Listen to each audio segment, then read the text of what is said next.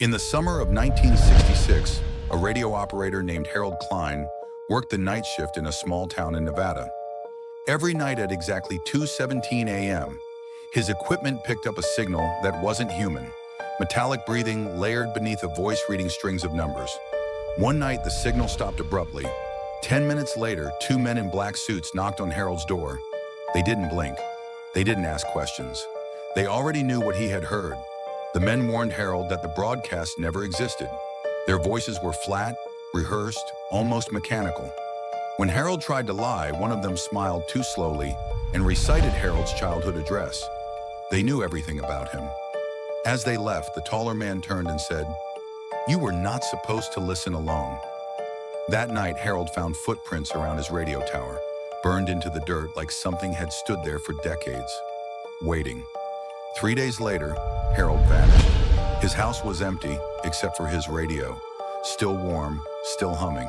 Authorities claimed he moved away, but locals swear that if you tune an old radio to the right frequency at 2:17 a.m., you'll hear Harold's voice reading numbers, interrupted by breathing that isn't his. Savannah, Georgia, is often called the most haunted city in the United States. Tour guides blame ghosts on old cemeteries and colonial houses, but locals whisper something darker. They say the spirits here don't wander. They watch. Every night, just before 3 a.m., the city seems to pause. Streetlights flicker, sounds fade, and something unseen moves through the historic district, retracing deaths that never truly ended.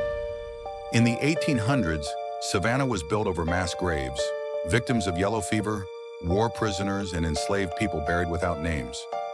Paranormal researchers believe their energy never left. Hotel guests report children laughing in empty halls. Security cameras capture figures standing perfectly still. One investigator recorded audio near Colonial Park Cemetery. At first only static, then whispers. Not English, something older. When slowed down, the voices repeated a warning. We never left.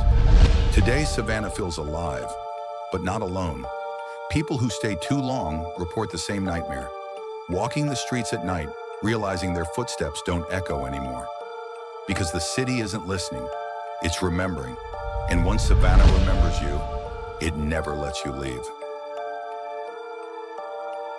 In 2019, a delivery driver named Ethan Crowley was crossing a remote dirt road near the Four Corners region, close to Navajo land. Locals had warned him not to drive after dark. Around 1:40 a.m., his truck suddenly stalled. No signal, no lights. Just the desert, silent in a way that felt deliberate. Ethan reported to the police hearing footsteps circling the truck. Slow, methodical. Then something called him from the darkness, using a female voice. Skinwalker legends describe entities that mimic humans to study them. Ethan claimed he saw a tall figure by the road, joints bent unnaturally, eyes reflecting like an animal wearing a human shape incorrectly. Ethan stayed locked inside the truck until sunrise. The figure never approached. It just watched and smiled. By morning, it was gone. Weeks later, residents from nearby towns reported seeing someone identical to Ethan, walking the highways at night, standing too still, smiling too long. But Ethan never returned to the desert. In 2008, in a quiet town in Nevada, a college student named Aaron Miller was gaining attention for his research. Professors called him a prodigy. He believed certain deep space signals weren't just random noise. According to neighbors, one night black sedan stopped in front of his house, and men in black suits knocked on his house.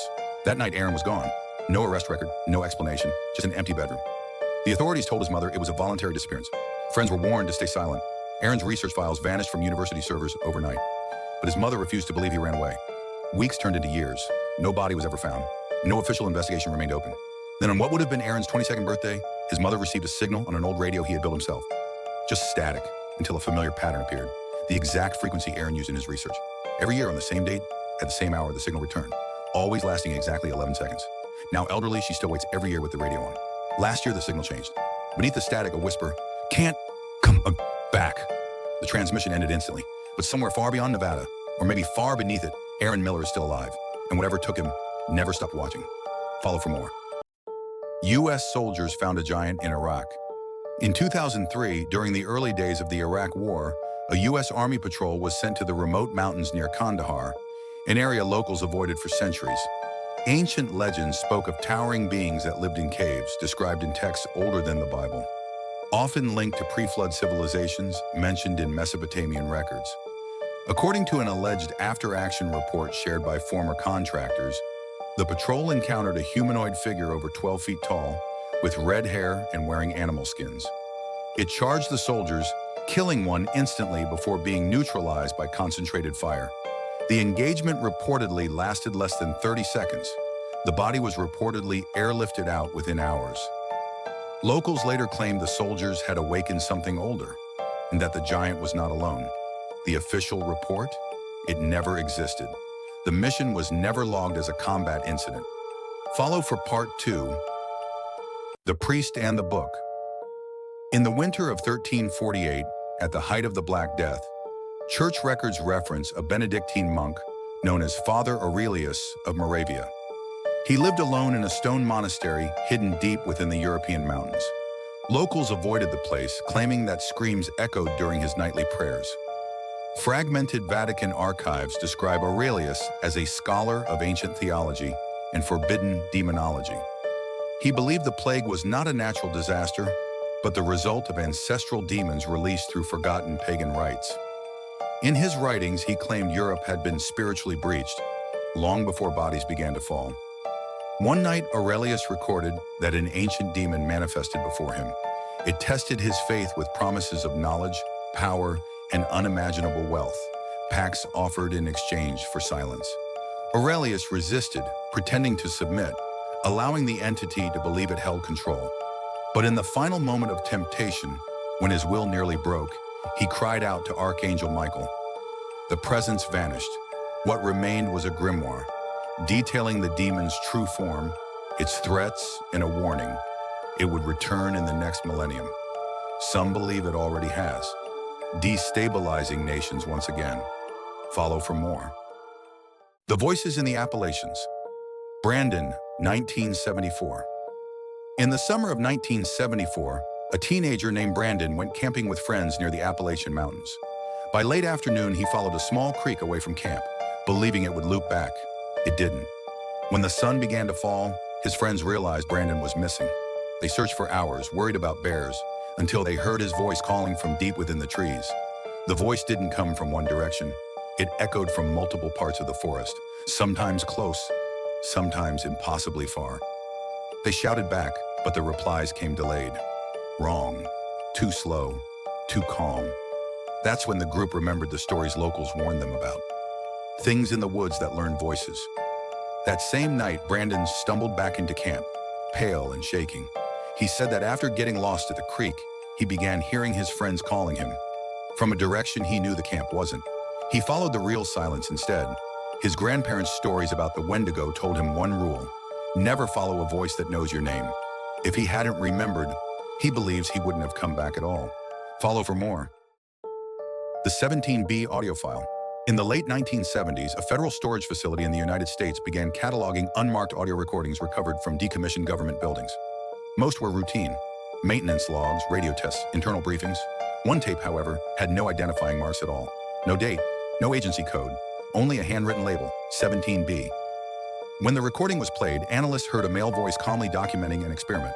The speaker described a system designed to transmit data without conventional electromagnetic signals, referencing energy modulation, adaptive phase behavior, and signal compression methods unknown at the time. The terminology was technical, precise, and far beyond any documented research from the 1970s. The tape drew serious attention years later, when similar concepts began appearing in classified military programs during the late 1990s. Analysts noticed that several limitations mentioned on the recording, including brief operational windows and system instability, matched problems officially discovered decades afterward. The most concerning detail came at the end of the tape. After a pause, the speaker issued a warning. This method should not be attempted again without isolation protocols. No records explain who conducted the experiment, how the knowledge existed so early, or why the tape was archived and forgotten. File 17B remains undocumented, and no agency has ever claimed responsibility. The algorithm that learned names. In the early 2000s, a software engineer working in data analysis developed an experimental algorithm designed to predict system failures. The program processed infrastructure data, traffic reports, and environmental factors to identify high-risk scenarios. It was meant to save time, money, and lives. During testing, the system began producing anomalies. Instead of listing potential failure points, the algorithm started generating full names. Each entry included a timestamp and geographic coordinates. At first, the developer assumed corrupted data or a parsing error. Within days, the names appeared in local news reports.